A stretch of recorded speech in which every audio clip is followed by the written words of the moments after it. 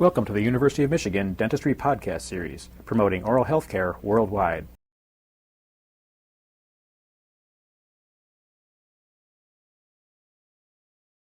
The teeth are in centric occlusion when there are maximum contacts between all the opposing teeth.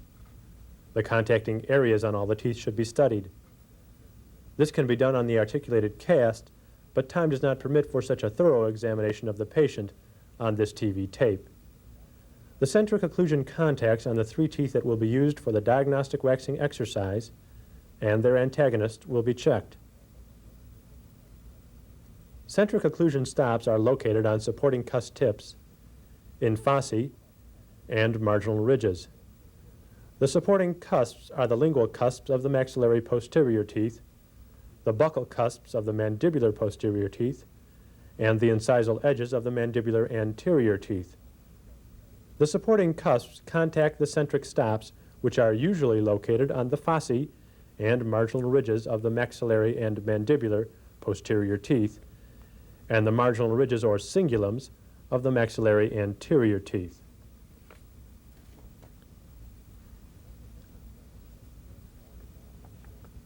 Centric stops are important for providing a stable jaw position with the teeth in occlusion. Centric stops also establish and maintain contact vertical dimension. For maximum stability, all the teeth should contact in centric occlusion. Also, the supporting cusp tips should occlude on flat surfaces rather than inclined planes. Centric stops are usually present on all the teeth and can be reproduced on correctly articulated casts. Small variations on the articulated cast are acceptable, but substantial differences are indicative of improperly mounted casts. Observation of the patient's tooth contacts in different functional positions is important for evaluating the accuracy of casts mounted on an articulator and to ascertain the best function when doing a diagnostic waxing. Wear facets are flat areas on teeth that are worn smooth by contacts with opposing teeth in function and parafunction. These areas are useful in the diagnosis of normal function, occlusal traumatism, bruxism, and other habits. Occlusal prematurities and interferences can oftentimes be diagnosed by wear facets. The wear facets are useful for checking the accuracy of mounted casts. Although dental restoration should not replace occlusal prematurities and interferences, they should not prevent the patient from contacting functional wear facets. The wear facets should be examined on all the teeth for function and parafunction. When the mandible moves to the right side is known as the working side, and the left side is the balancing side. The teeth are observed throughout the movement for contact or lack of contact. The smoothness with which the mandible moves is observed. A smooth movement is a requirement of ideal function. Uneven or restricted lateral movements are diagnostic of occlusal dysfunction caused by occlusal interferences, TMJ and or muscle disturbances, and or neuromuscular disharmony. The maxillary and mandibular cuspids are contacting during the first portion of the working movement. The wear facet on the cusp tip of the mandibular cuspid is explained by the contact in the edge-to-edge relationship during the working movement. As the cuspids come into an edge-to-edge position, the lateral incisors start contacting. Soon the central incisors are incorporated. The maxillary central incisor contacts both mandibular central incisors. Note how the wear facet seen earlier on the maxillary right central incisor is partially formed by the tooth contacts during the working movement. The teeth on the left balancing side are examined in the mirror for contact or lack of contact. If the teeth are not in contact, then the amount of disocclusion is observed. The amount of disocclusion or separation of the teeth is important for assessing the accuracy with which the horizontal and lateral guidances are set on the articulator. If contacts are present, the articulated cast should contact in the same areas. It is important to observe whether or not the contacts interfere with smooth mandibular movements, prevent teeth from contacting on the working side, or cause mobility of either tooth. If these conditions exist, the balancing contacts are considered interferences. The straightforward protrusive excursion is checked for anterior and posterior tooth contacts, as well as for even or uneven movement. Notice the left and right deviation of the mandible during the protrusive movement.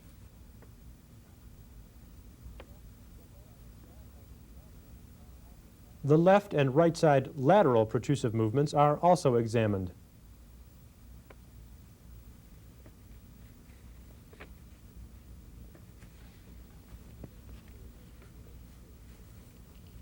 Any mandibular excursion between the straightforward protrusive movement and the straight sideways working movement is considered a lateral protrusive movement.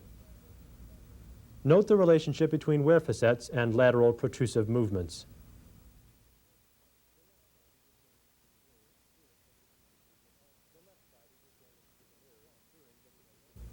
The left side is examined through the mirror during the protrusive movement also.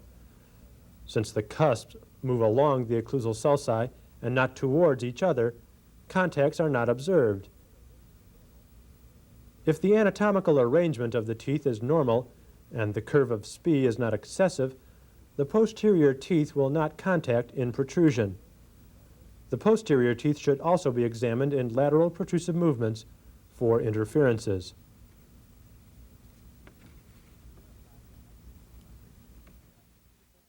To verify the accuracy of articulated casts, the centric occlusion stops are checked with shim stock. A good centric stop will hold shim stock when pulled between the teeth. If shim stock is easily drawn between the teeth, contact does not exist.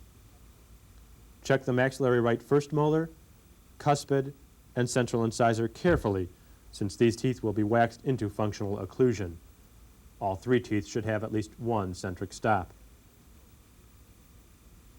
There should be contacts between most of the opposing teeth if the casts are mounted correctly. If contact exists on both the left and right sides in the molar area and between at least two opposing anterior teeth, the mounting is acceptable. Failure to have bilateral contact or anterior and posterior contact will necessitate remounting the casts. Ideally, the mounted cast will have the same teeth contacting in centric occlusion that are contacting in the patient's mouth. The left cuspids will not contact in centric occlusion since these teeth did not contact during the clinical examination.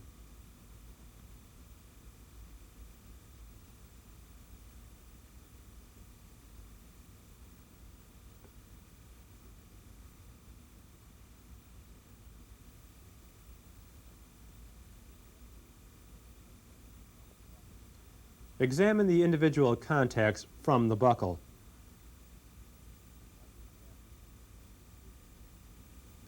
Lightly tap the teeth in centric occlusion. Watch as the mandibular buccal cusp tips occlude with the centric stops of the maxillary teeth. The exact positions of the contacts can be seen from this view. When the occlusal stops are checked with articulating paper, there may be several marks on a tooth. If there is doubt as to which marks are occluding in centric, looking at the cast from this view permits visualization of where the mandibular buccal cusps actually occlude with the opposing teeth. To examine exactly where the maxillary supporting cusps contact in centric, the casts are viewed from the lingual while lightly tapping the teeth together. Observe the location of the centric stop for the distal lingual cusp of the right maxillary first molar. Maintain this centric stop during the functional waxing exercise. Careful examination of how the maxillary supporting cusps move in and out of centric occlusion is not possible during the clinical examination. If narrow strips of shim stock are used to check individual maxillary supporting cusps for contact in centric, the accuracy of the placement of shim stock can be verified from this view.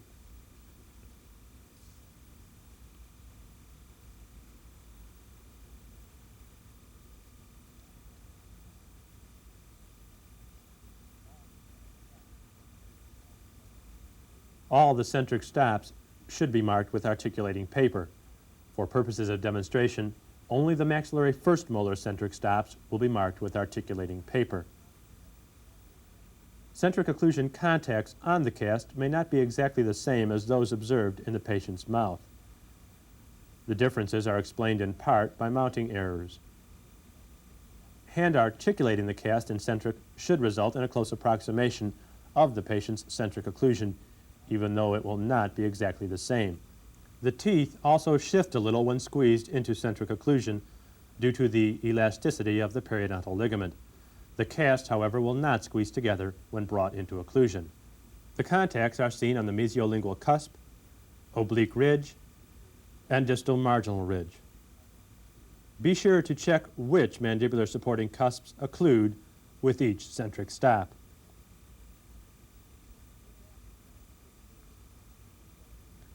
The graphic demonstrates areas on the occlusal and lingual surfaces of the teeth that result in stable centric contacts. These areas are located in central fossae, between two marginal ridges, in mesial and distal fossae, or on a single marginal ridge of the posterior teeth. Stable stops are located on the cingulum or marginal ridges of the anterior teeth. Contacts on inclined planes are not stable. Contacts on inclined planes produce lateral forces on the teeth, which can be damaging to the periodontium. Stable contacts direct the forces of occlusion along the long axis of the teeth. The arrangement of the periodontal fibers are designed to withstand occlusal forces directed along the long axis of the teeth. Wear facets are the historical record of a person's occlusion. All the teeth should be examined for wear facets before starting the functional waxing exercise. The facet on the maxillary left cuspid is formed by the mandibular left cuspid during the left working excursion. The left working guidance should remain on this cuspid wear facet when the functional waxing is completed. The wear facet on the maxillary left second molar is formed upon closure into centric occlusion. The steep occlusal anatomy and prominent triangular ridge on the mesiobuccal cusp necessitated some wear during function, in order for the large distal buccal cusp of the opposing molar to have sufficient room during closure into centric. The wear facet on the mandibular left second molar is a balancing side contact. This wear facet is formed by the mesiolingual cusp of the maxillary left second molar during a right working excursion. After completing the occlusal analysis on the articulated cast, the incisal table is set to prevent excessive wear on these casts during the functional waxing exercise. With the incisal table properly set, the occlusal relationships are not lost when the teeth are prepared for waxing into functional occlusion. The incisal pin should be lowered so that it makes contact with the incisal table. Both condylar elements are loosened so that the upper member of the articulator is free to move.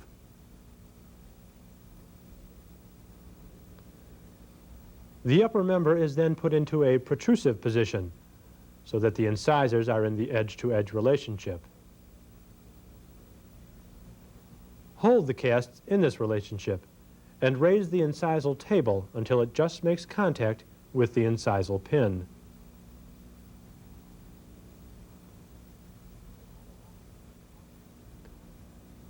Tighten the lock nut on the bottom of the articulator to secure the incisal table.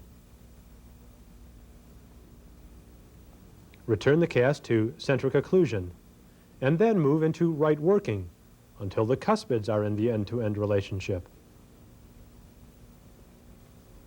Hold the casts in this position and raise the lateral wing until it makes a light contact with the incisal pin.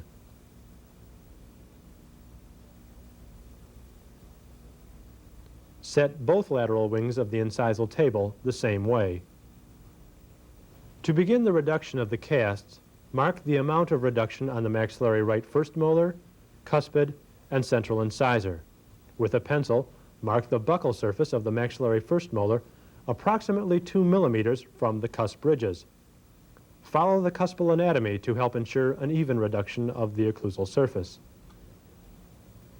Next, draw a line on the labial surface of the cuspid 1 millimeter from the incisal edge. Since the lingual surface is the functional surface on the cuspid, excessive labial reduction is not necessary. A pencil line is then drawn on the labial surface of the central incisor. 1 millimeter from the incisal edge.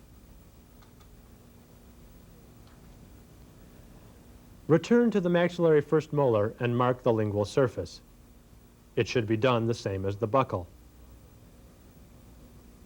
Marking both the buccal and lingual assures good orientation during the reduction of the casts.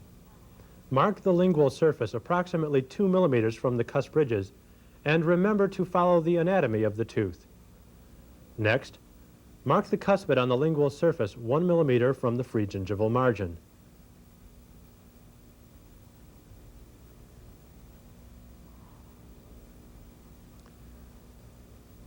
Finally, mark the central incisor 1 millimeter from the gingival tissue.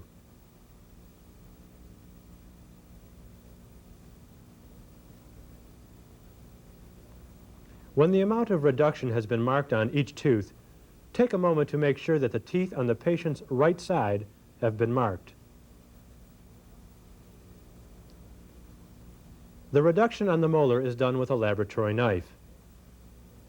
Reduce the occlusal surface uniformly to a depth of 2 millimeters. Do the lingual cusps first. If you do some reduction on the lingual cusps, and then some on the buccal cusps, and then return to the lingual, it is possible to lose your orientation as to the amount of tooth structure being reduced.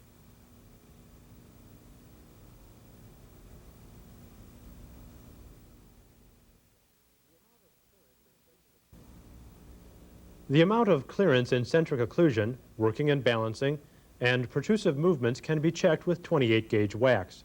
We will only demonstrate checking in centric occlusion. The wax is folded to produce a narrow strip that is 4 layers thick. Place the wax on the first molars and close the articulator.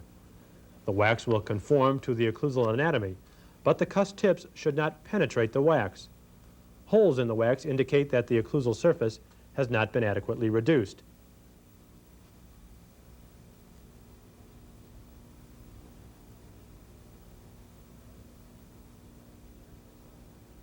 Check the cuspid with the wax to make sure there is clearance in centric occlusion.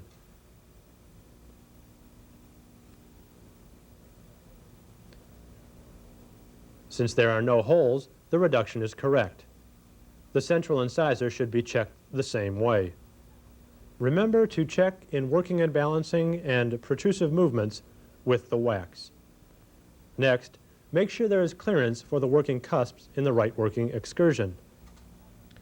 There should be clearance between the maxillary buccal cusps and the mandibular buccal cusps. Again, make sure there is at least 2 millimeters clearance. Check the cuspid and central incisor in the working movement, again making sure there is clearance.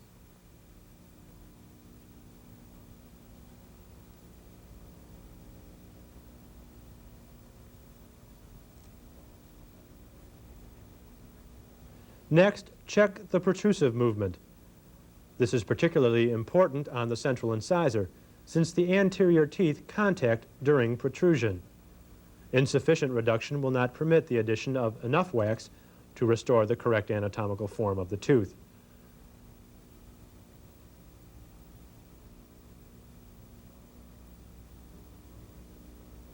Finally, observe the teeth from the lingual view to examine for clearance in centric and during the balancing movement. Notice the clearance on the central incisor in centric occlusion.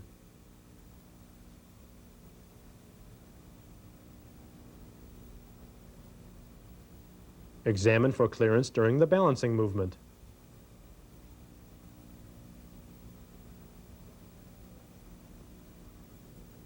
Check the maxillary right cuspid in centric occlusion and in the balancing excursion.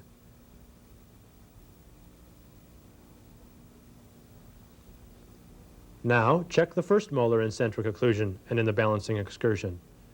Make sure there is clearance between the lingual cusp of the maxillary first molar and the buccal cusp of the mandibular first molar during the balancing excursion.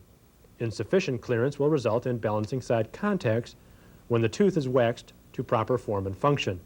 Sufficient clearance allows for enough wax to maintain the correct form without producing balancing interferences. In waxing functional occlusion, the occluding surfaces are waxed so as to relate form and function. The parts of the occluding surfaces waxed in harmony with mandibular movements are added in sequence as they come into function. The supporting cusps are the first part to be waxed.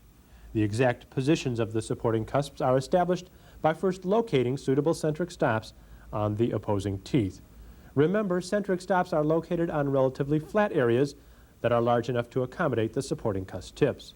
The grooves on the occlusal surface of the mandibular right first molar have been replaced with an amalgam restoration.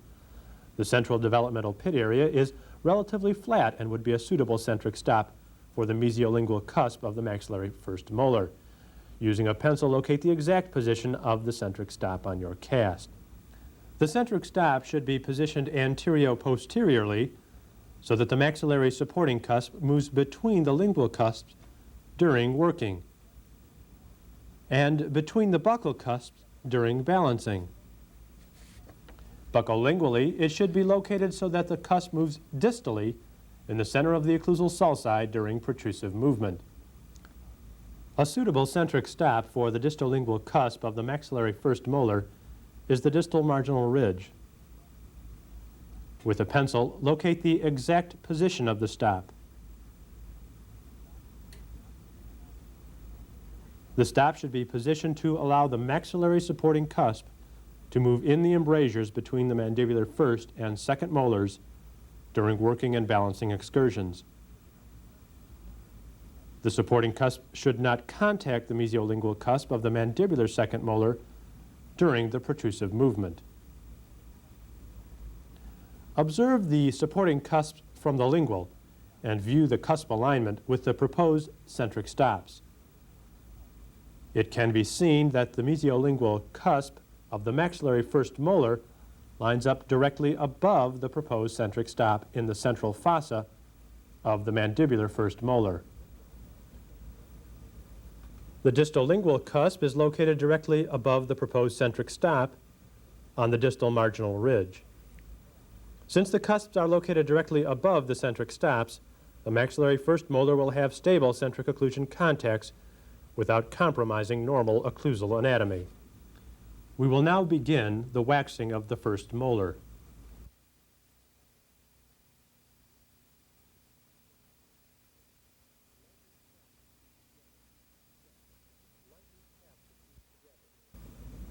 Lightly tap the teeth together to check for contact. The close-up shows that a shiny spot at the tip of the cusp cone was produced.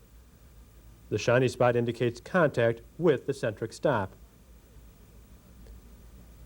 The incisal pin should still contact the incisal table, otherwise the contact on the cusp cone would be too heavy. Turn the articulator to view the cusp cone from the lingual to provide a better view of the location of the contact. The close-up view shows that the contact is in the central fossa and not on inclined planes.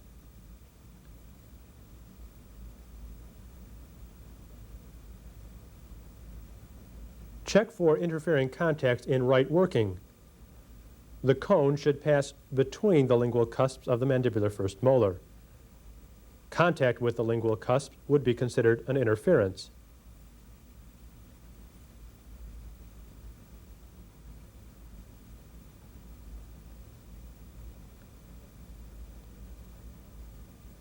Check for contact during the right balancing movement.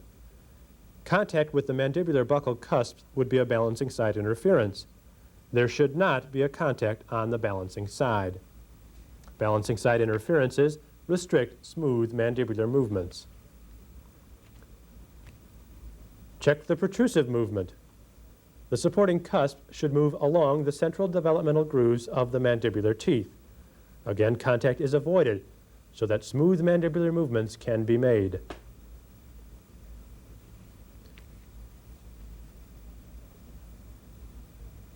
If the cusp cone makes contact with the opposing tooth in working, balancing, or protrusive movements, the size of the cone might be too large, or the location of the centric stop might need repositioning. Check the cusp cone to see if the zinc stearate has shiny spots on the sides of the cone. Only the cusp tip should be shiny, which indicates contact in centric.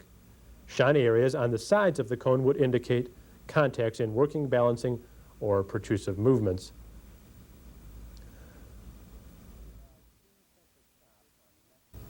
There are 3 centric stops on the maxillary first molar. The first one is the contact area for the distal buccal cusp of the mandibular first molar. This centric stop is located in the central fossa of the maxillary first molar. The second stop is the contact area for the mesial buccal cusp of the mandibular second molar. This centric stop is located on the distal marginal ridge of the maxillary first molar. The third one is the contact area for the mesial buccal cusp of the mandibular first molar. This centric stop is located on the mesial marginal ridge of the maxillary first molar.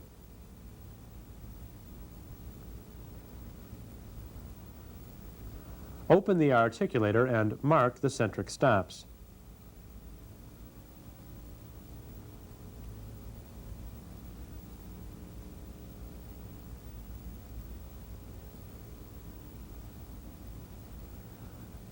The first centric stop is in the central fossa. The second one is on the distal marginal ridge. The third one is on the mesial marginal ridge. Small increments of wax are added until the centric stop will contact the supporting cusp of the opposing tooth.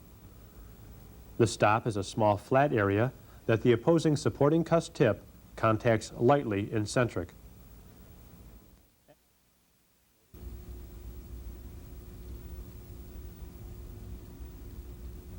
Notice the stops on the maxillary central incisor.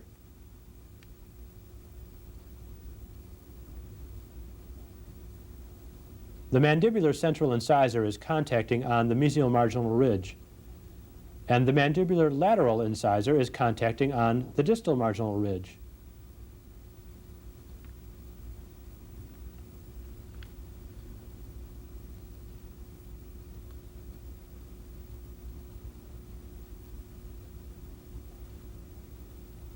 Checking the centric stops on the cuspid, it's easy to see from the lingual view that the mandibular cuspid contacts the centric stop slightly distal to the cusp tip.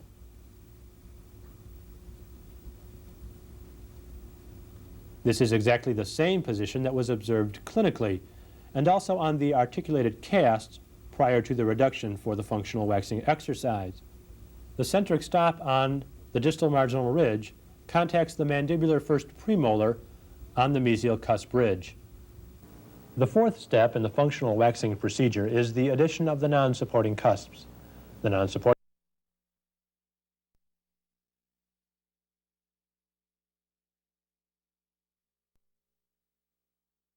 posterior teeth. The first non-supporting cusp to be waxed is the distobuccal cusp of the maxillary first molar. It should be positioned so that it moves between the mandibular first and second molars during working. The second non-supporting cusp is the mesiobuccal cusp, which moves along the buccal groove of the mandibular first molar during working. In contrast to the supporting cusps, the non-supporting cusps are smaller and shorter. The non-supporting cusps are located towards the buccal surface. The buccally positioned cusps provide some overjet to the posterior teeth, and the shorter cusps are necessary to eliminate interferences in the working and protrusive excursions. Make a right working excursion to check for clearance.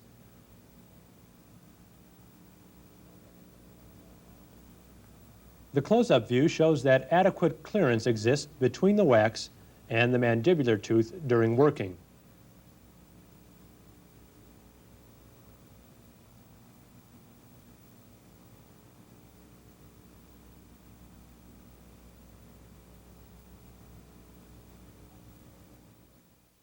When viewing the cuspid from the labial, the cusp tip is approximately the same length as the first bicuspid and slightly longer than the incisal edge of the lateral incisor.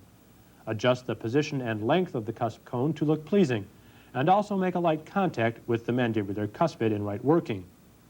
Move the articulator into right working until the cuspids are in an end-to-end position. The last addition of wax should have lengthened the cusp cone to produce a small shiny spot. Open the articulator and check the lingual aspect of the wax. The small shiny spot is the contact that was made during the working movement when the cuspids were in the end-to-end position. In the protrusive position, the right and left central incisors should contact the mandibular incisors at the same time.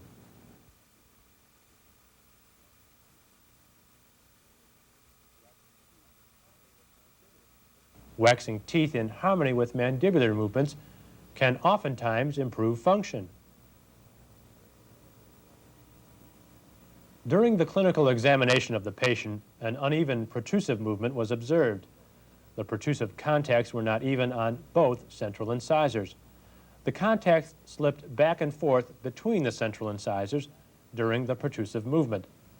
The wax central incisor can be shaped so that even contact is present on both incisors during protrusion. Step 5 is the development of the marginal ridges, the cusp ridges, and the axial contours.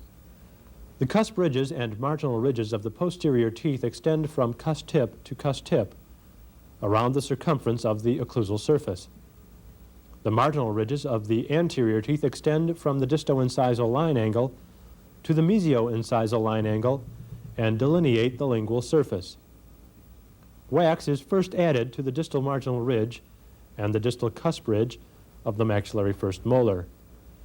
The centric stop on the distal marginal ridge and the contact points on the distal cusp tips should not be altered by the additions of wax. The wax that is added to form the cusp ridges and marginal ridges blends in with the supporting cusp or non-supporting cusp, but does not change the previously established functional contact areas. Next, add wax to form the axial contours. The axial contours extend from the cusp ridges and marginal ridges to the finish line on the prepared teeth. The axial contours shape the coronal part of the tooth on the mesial, distal, lingual, and labial surfaces.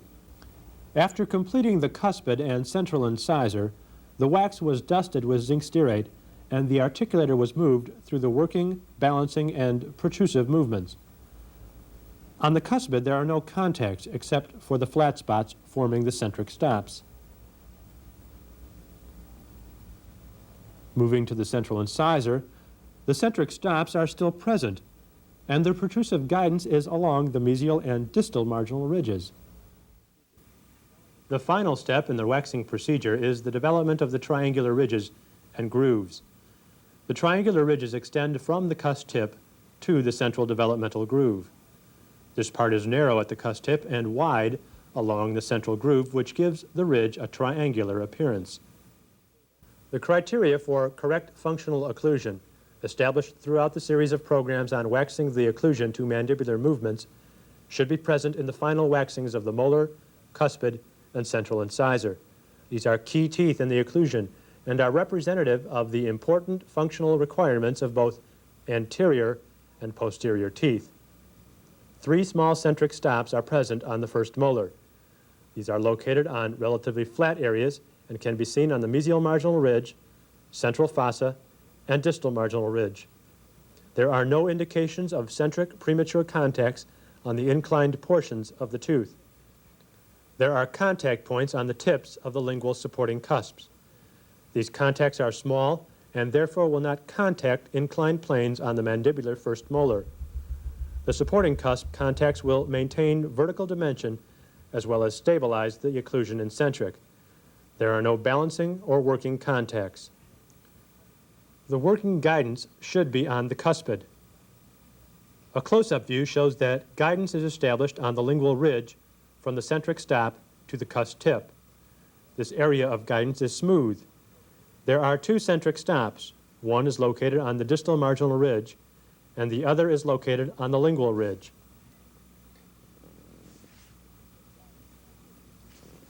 Protrusive guidance should be on the anterior teeth. The guidance on the right central incisor is located on the ridges, incisally to the centric stops. Anterior guidance should be established in harmony with the condylar determinants of occlusion. Posterior contacts will interfere with smooth mandibular movements. The same areas of contact in centric, working, and protrusion will be observed from the lingual. Notice how the incisal edge of the mandibular incisors contacts the maxillary central incisor with light pressure at the same time. The protrusive guidance along the marginal ridges is light. Heavy contacts, which would be indicated by broad areas of guidance, would put excessive forces on the periodontium or cause excessive wear.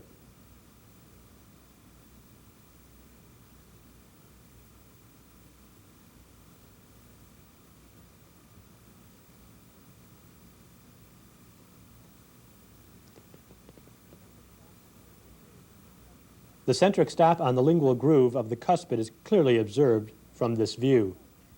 The arrangement of the periodontal fibers and the large root-crown ratio make the cuspid an ideal tooth to withstand the lateral forces created in working movement.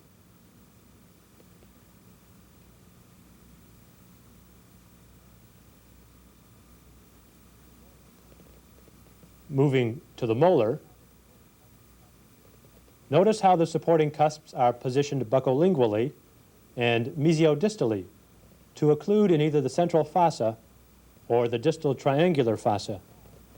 The shape of the cusps should allow only the cusp tips to contact the centric stops. In working, the maxillary supporting cusps move between the mandibular non-supporting cusps. The supporting cusps need to be positioned so as not to interfere in working. The cusp ridges need to be contoured so as not to provide guidance in working.